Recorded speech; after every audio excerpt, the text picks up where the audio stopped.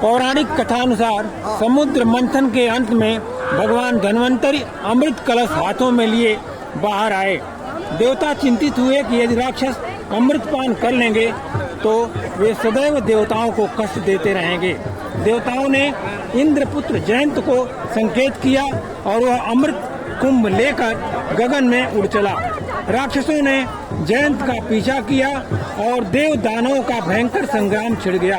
कहते हैं कि यह संग्राम देवताओं के 12 दिन अर्थात मनुष्यों के 12 वर्षों तक चला था। इन 12 वर्षों के भीषण संग्राम में जयंत 4 स्थानों पर दानवों की पकड़ में आ गया था। आपसी संघर्ष और छीना झपटी में अमृत की कुछ बूंदें इन्हीं स्थानों पर छलक पड़ी थीं। वे स्थान हैं मृत्युलोक में भारतवर्ष के प्रयागराज, हरिद्वार, नासिक और उज्जैन।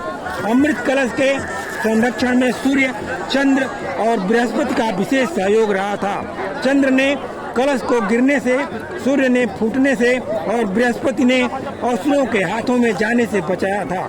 इसलिए इन तीनों ग्रहों की जिन विशिष्ट स्थितियों में कुंभ में से अमृत की बूंदें पृथ्वी के जिन 4 स्थानों पर छलकी थीं, उन्हीं 4 स्थानों पर इन्हीं ग्रहों के विशिष्ट योग से कुंभ पर्व मनाने की परंपरा है।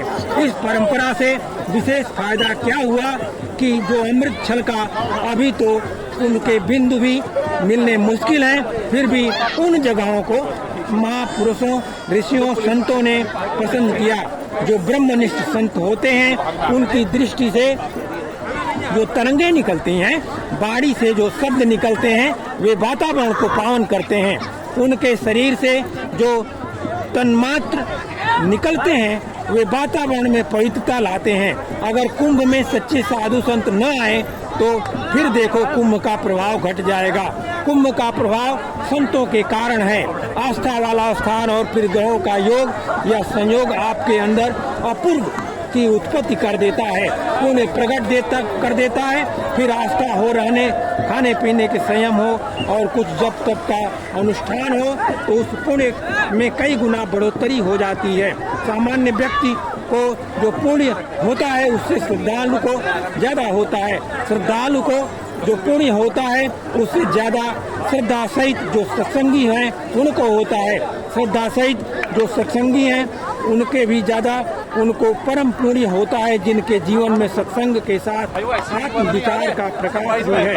उनको तो परम पुण्य परमात्मा स्वरूप की प्राप्ति के द्वार खोलने का अवसर मिलता है। तो कुंभ का फल यह है कि हमें अपने आत्म परमात्मा स्वरूप में जगाने वाला सत्संग मिले।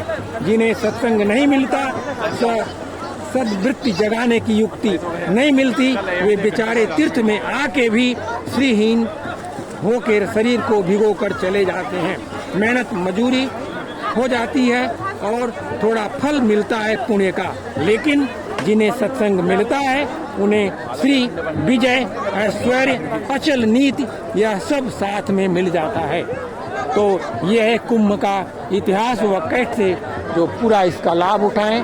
तो हम अभी धनुष द्वार, त्रिशूल द्वार जो प्रयागराज में हैं और यहाँ पर ये संगम गंगा, यमुना और सरस्वती के मिलन स्थली की जगह पर। Thanks for watching.